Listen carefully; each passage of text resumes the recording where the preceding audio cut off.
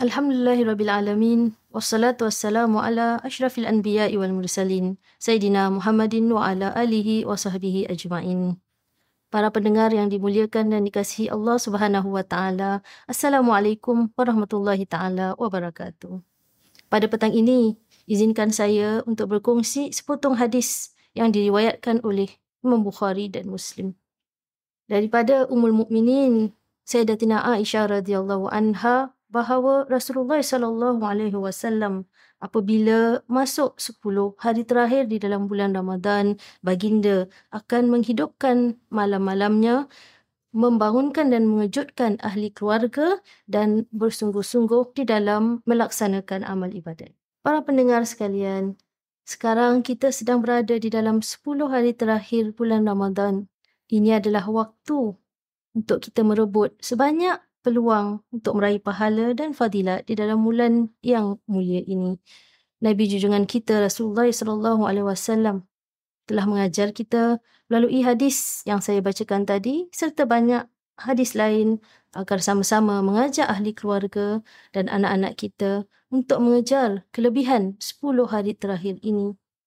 Begitulah tarbiyah baginda Rasulullah sallallahu alaihi wasallam terhadap kita umatnya.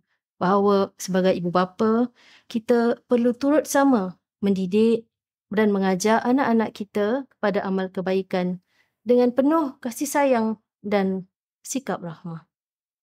Utama juga di dalam usaha tarbiyah ini ialah untuk kita meneruskan sebanyak mungkin kegiatan dan interaksi yang telah kita jalankan di dalam bulan Ramadan selepas bulan Ramadan berakhir. Seperti mana kita telah banyak meluangkan masa bersama-sama dengan ahli keluarga kita sewaktu bulan Ramadan dengan berbuka puasa bersama-sama, berkongsi cerita dan aspirasi dan menjalankan ibadah dan kegiatan amal yang lain. Begitu juga kita perlu mencari waktu bersama selepas selesainya bulan Ramadan untuk menjalani kegiatan bersama. Ia tidak hanya terhad kepada aktiviti keagamaan seperti solat berjamaah, tetapi boleh juga dengan kegiatan lain seperti menghadiri program ilmu atau beriadah bersama. Yang penting ialah adanya komunikasi dan perkongsian cerita serta pengalaman sesama ahli keluarga. Ini lebih-lebih lagi sekiranya anak-anak kita telah meningkat usia remaja, kerana mereka biasanya mempunyai kegiatan persekolahan yang lebih padat. Hadis Rasulullah sallallahu alaihi wasallam yang berbunyi, "Akrimu auladakum wa ahsinu adabahum," yang bermaksud muliakanlah anak-anak kamu dan ajarilah mereka adab yang baik. Hadis riwayat Ibnu Majah. Seperti mana kita menyemai sikap cinta terhadap bulan Ramadan dan berbuat kebaikan mestilah dilakukan dengan penuh hikmah dan kasih sayang. Begitu juga di dalam kita mentarbiah anak-anak remaja kita di luar daripada bulan Ramadan.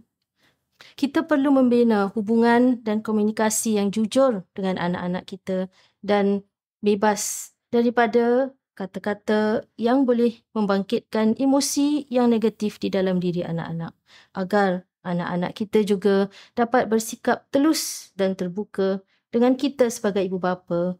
Ini boleh membina ruang selamat untuk mereka berkongsi sebarang masalah yang mereka hadapi. Sentiasa berkomunikasi, berpesan-pesanan dengan anak-anak ialah tanggungjawab ibu bapa. Terdapat banyak contoh di dalam Al-Quran yang boleh kita contohi di dalam melaksanakan tanggungjawab ini.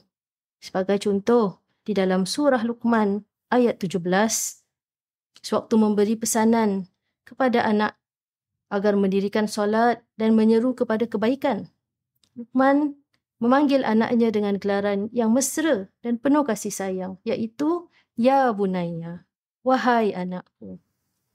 Pada zaman yang moden dan membangun pesat ini, kita sebagai ibu bapa perlu membekalkan diri dengan ilmu keibubapaan, baik dari segi cara berkomunikasi dengan anak pada peringkat usia yang berbeza-beza maupun pemahaman tentang program dan gadget yang digunakan oleh anak-anak.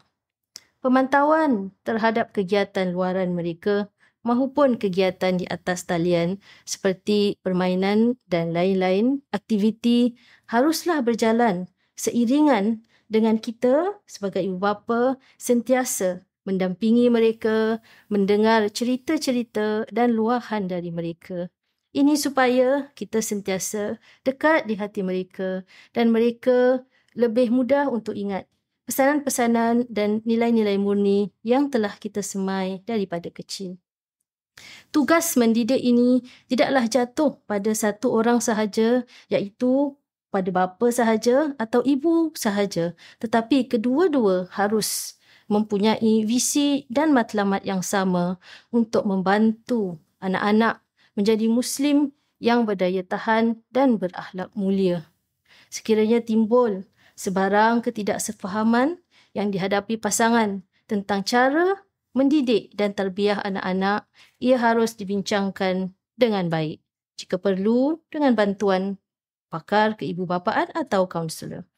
Meskipun pasangan telah berpisah, tidak kira dengan siapa anak-anak itu tinggal, kedua-dua ibu bapa tetap menanggung tanggungjawab dan peranan di dalam mendidik dan mendampingi anak-anak serta membentuk peribadi mereka. Janganlah kita berlepas tangan sahaja.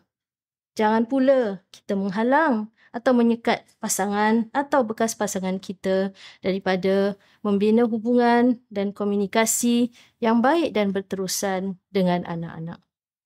Perkara ini adalah sangat penting di dalam pembangunan dan pembentukan peribadi anak-anak yang kita kasihi. Akhirnya, kita tidak boleh sekali-kali lupa akan pengharapan kita kepada rahmat Allah Subhanahu Wa Taala. Sebagai ibu bapa, janganlah kita putus harap dan berhenti memanjatkan doa kepada Allah Subhanahu Wa Taala. Semoga usaha-usaha di dalam bulan Ramadan ini memperkukuh hubungan kasih sayang dalam keluarga, para pendengar sekalian, dan membina keluarga yang sakinah, mawaddah dan rahmah. Itu sahaja daripada saya. Selamat berbuka puasa. Wassalamualaikum warahmatullahi taala wabarakatuh.